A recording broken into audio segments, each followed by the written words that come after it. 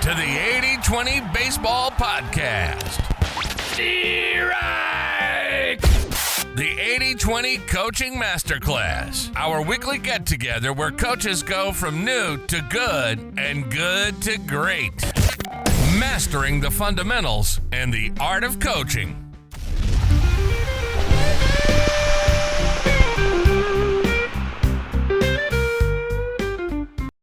Welcome, baseball coaches. Coach Bo here with you, our weekly get-together. As always, I am excited to be here. We got some good stuff to talk about today. A lot of all-star action going on at the youth baseball level. We got the College World Series going on with some really cool underdog storylines, some gritty teams playing the game the right way, having a lot of success. And also, there was a huge trade at the major league level. And the day before the trade was announced, Rafael Devers, as many of you probably read about, less than 24 hours before that trade was announced, I received an email from a coach who's going through a challenge of dealing with some star players not fulfilling their end of the team culture equation. You know, coaching's not easy. The Red Sox obviously couldn't fix Rafael Devers' attitude. It wasn't even a swing issue. This wasn't a batting stance issue. This wasn't a hitting approach issue. This had nothing to do with his baseball skills. And I would guess their front office, their entire coaching staff,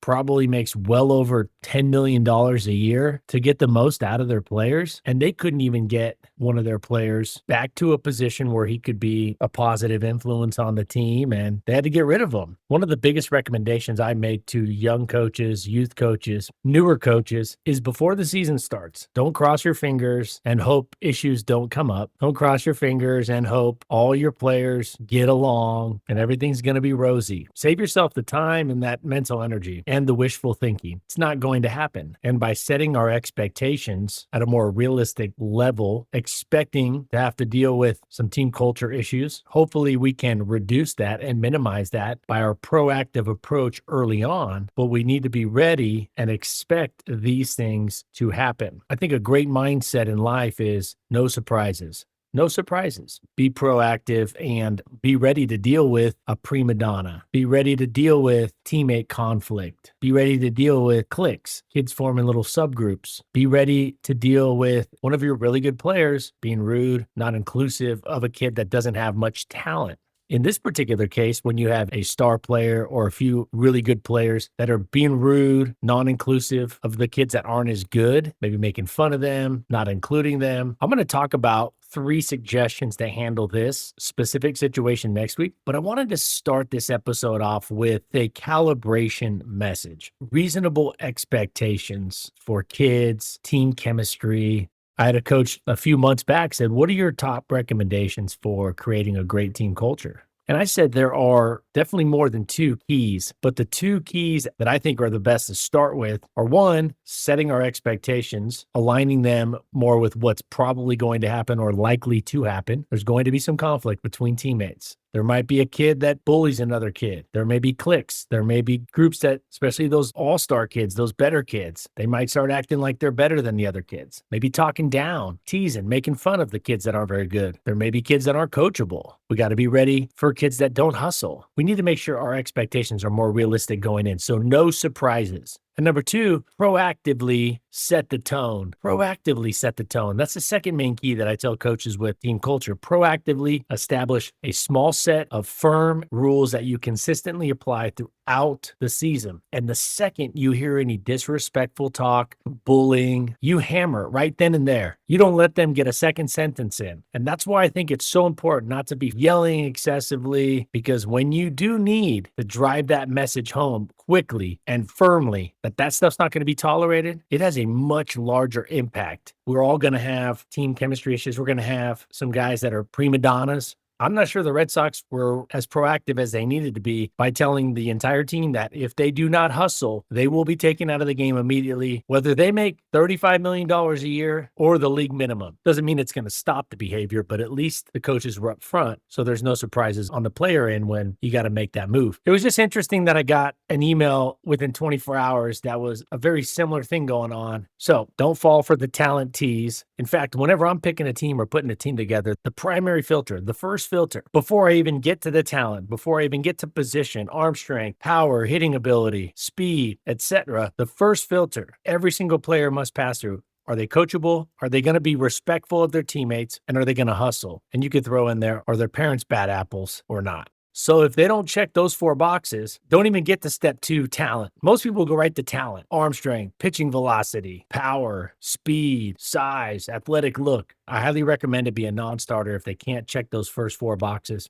Today's main topic, I had a long talk with a coach last week who coaches soccer, youth soccer. But this issue is something that comes up in baseball and all sports. The question I got from this coach was, how do I handle another team and their coaches? How do I handle it when they play dirty? And so we broke it down, and there's a 3-step process that works well for this. There will be variations and nuances that can be added or subtracted, and each situation is going to have a little bit of uniqueness, of course. But here's a 3-step process for handling these situations that is at least nice to have in your toolbox, to have there on your tool belt. And by having this 3-step process, it gives you back more control rather than feeling somewhat helpless as a coach when the other team's playing dirty. Like, what do I do?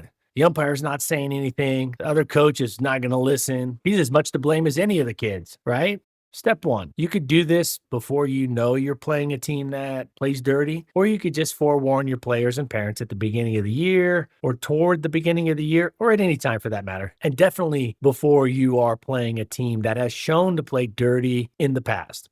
And so we want to forewarn our players and parents about the possibility of this happening, this dirty play happening. This can be done at a post-practice meeting, a pregame meeting, an email to the parents. And we want to let parents and players know that there is a possibility that we will have to walk away from the game. If the umpire doesn't step in and intervene and do their job, of course, the other coach is probably not going to stop doing what they're doing. That's why the kids probably play dirty. Let me add in right now that another thing that does happen that would warrant removing your team from the game, from the field, would be an overly aggressive opposing coach, borderline violent, demonstrating terrible behavior for everyone to see. So it's not just the team playing dirty, but also a coach that's way out of line or a coaching staff that's way out of line. That would be another reason to move through the following steps. So if the umpire doesn't intervene, if the league's not going to be out there, a league rep isn't out there to intervene and stop that. I think step 1 is we let our parents and players know this is a possibility. And more importantly, we let them know what you're going to do if it happens. And that is, you're going to take your team off the field. Why, as a coach, would we subject our kids to dirty play? I'm not talking about hard play. A kid tags a kid a little hard. That's not what I'm talking about. The other team whoops your team by 50 runs. I'm not even talking about that. The other team hitting too many home runs, scoring too many runs, or striking out too many of your hitters. That's not what I'm talking about. That's not dirty. That's just outplaying us. What I'm talking about is dirty play. Hopefully you never have to yank your team off the field because the other team can't get it together. They can't figure out the sportsmanship part of the game. Hopefully it never happens. But if it does, you're ready for it. You forewarned your parents and players that it's a possibility. It probably won't happen, but you never know. And if it does, here's what I'm going to do just to let you know. I'm going to pull the team off the field.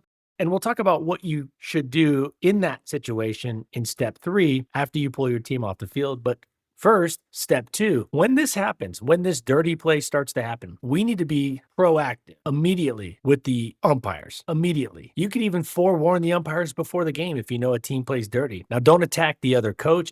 Tie it in with kids' safety and league rules so it comes across as less opinionated. And also, when you tie it to rules and safety, you really pique the umpire's attention level to what you're saying because that's their main job. Make sure the game's played by the rules and it's a safe environment. You may also, at the home plate meeting before the game, in a respectful way, a calm way, non-confrontational, discuss this with the umpire and the other coach. Let them know if any dirty play doesn't stop immediately, you're going to take your team and remove them from the situation. I'd add on something like, it's the last thing I want to do, but I'm not going to leave my team out here, my kids out here in a situation that's not controlled, that's not within the league rules. I'm not going to jeopardize my kids' safety if it's not stopped by, the umpire or the other team. Now, I would navigate this calmly. You don't need to sell it, justify it. That'll just get you closer to saying something the other coach could take out of context or grab onto. And you don't want to create issues, especially if it's a team that's already, misbehaves, that already plays dirty. It's already got a confrontational, kind of aggressive coach. And you could even say, if I feel like my players are not getting protected out here, I'm going to take them off the field and we're going to go have fun doing something else. So it's right to the point. All right, now step 3. If you haven't already warned the umpire, the first time it happens, warn the umpire, say it happens again, I'm out of here. I'm not going to say anything to you. I'm just taking my kids and we're out of here. So you've already told your team about this and their parents. So it's no surprise if you do need this. And again, this stuff is rare, but it does happen. I saw a video just yesterday. Now it's an older video, I think from a few years ago. The umpire just called the game. He just called the game because there were parents that wouldn't stop talking, that wouldn't stop yelling at him. And I'm sure it wasn't them just yelling like, hey, that's a strike or that's a ball. I'm sure they were yelling obscenities or, aggressively talking. You can make the argument that the umpire needs to have thick skin. I agree. At the major league level, at the professional level, yeah, the umpire should have thicker skin, not at the youth baseball level, not out there on the youth baseball field. There should be no need for thick skin as an umpire on a youth baseball field because there should never be anybody yelling at a youth baseball umpire. Hopefully this never happens, but it's good to have this ready to go if it does. I think at the end of the day, just gives you a sense of calm confidence knowing you have an alternative plan. Having a plan B can be very calming and very helpful. Contingency plans are inherently reassuring. Hopefully you never need it. But if you do, in this case, you pull your team off the field. You don't say anything to the other coach. They're going to say something. They may come over and try to talk to you. You just say, I've decided it's not a good environment. They may likely try to get something out of you, get you to say something. You just quickly get your team and you leave and go do something fun with your team. Go do something fun. Maybe there's a field at another ballpark that you can go play an intra-squad scrimmage at. Maybe there's some batting cages. You could go do a fun line drive competition. Maybe it's got hit tracks. Go have yourself a pool party. Go to a trampoline park. Go do a pizza party. Go to somebody's house. Maybe one of the families has a nice home, a good-sized yard. Go do some slip and slide. Get some ice cream. All coaches should have a rainy day plan. When practices get rained out, what's the alternative? What's something you can do? Are there some batting cages? Are there something we can do? And this goes along those lines. Have an alternative. Have a list of 3 or 4 options.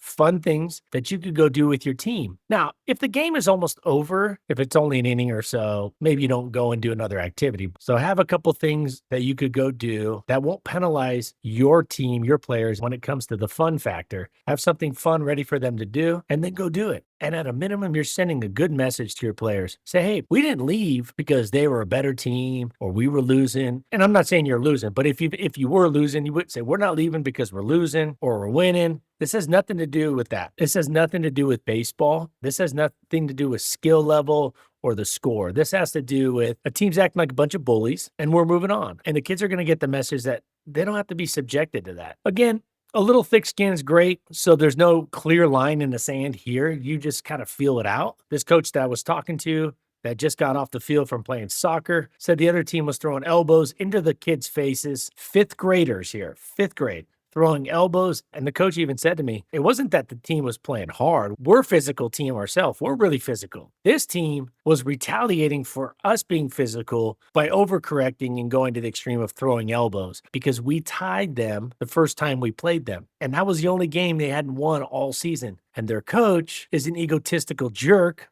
And there's a lot of those at the youth level, unfortunately. There's a lot of those at every level. And this coach didn't like that we played hard, that we didn't get pushed around, and that we didn't lose to them. And that coach's game plan was clear as day when we got out there, and that was they were going to physically get after us. And part of it was clearly elbows, shoving, pushing, elbows to the face. So other team plays dirty, let your team know, your parents know that if it continues, or if that does happen, you're pulling them off the field, and you'll go do something else really fun. Step 2, be proactive with the umpires before the game starts or as soon as you see something that's out of line. And number 3, if it does get to that point, take your kids out the field, tell them you're going to go do X, Y, or Z, have a lot of fun doing it. And if anything, just keep your calm, keep your cool, and you don't need a justification. Are you going to wear it on the standings? Is it a forfeit? Yeah, I get that. I know all of you are smart enough to do the math on that. Yeah, you're giving up a win, even if you're already up. That's not the point. Your kids are standing up for themselves. Now, I get it. There are other ways to stand up for yourself. I think on a baseball field, telling your kid to fight back, not a great idea. That's not the solution we're looking for. If your kids are walking home from school, some other kid try to get physical and bully on them, that's different. Okay, but we're talking about a sporting event here, a youth sporting event. All right. So fighting back or defending, there shouldn't be a need to defend yourself in these situations. The defense is, we're out of here. I'm going to put up with this. Clean up your act and we'll come back. That could be your slogan. Clean up your act and we'll come back. Next week, I'll share with you some steps to handling the situation when one of your star players starts treating your lesser players, your lesser talented players, your lesser experienced players rudely, disrespectfully. They start becoming a bad teammate, specifically to those kids that aren't very good. So I'll share some ideas on that.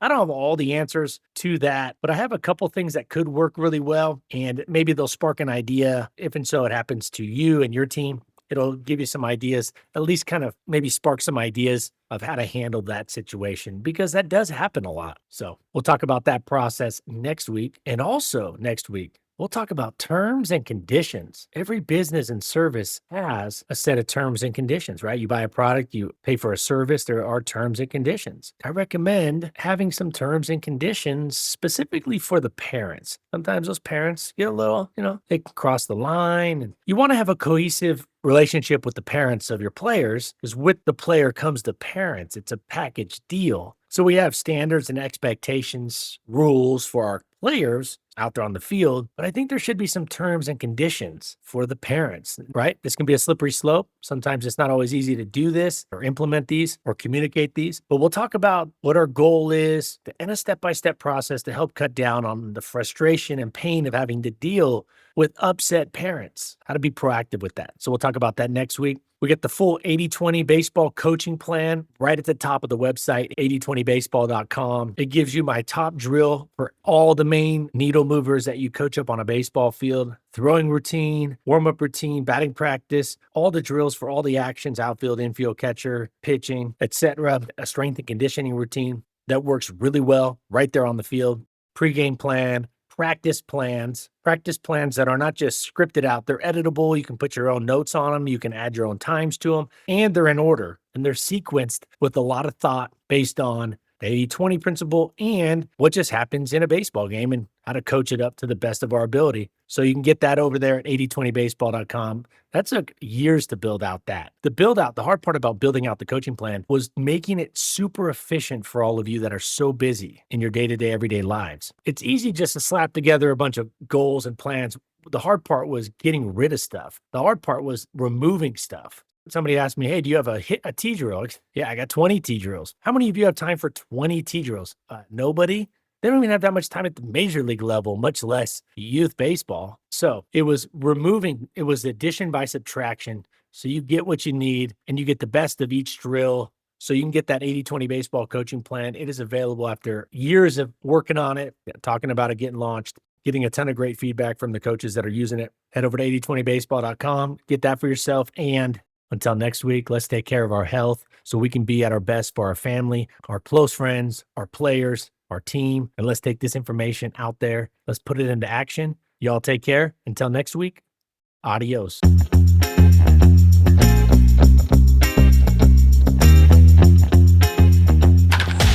This has been the 80-20 Baseball Podcast, the 80-20 Baseball Masterclass. We got this. Now, let's take the field.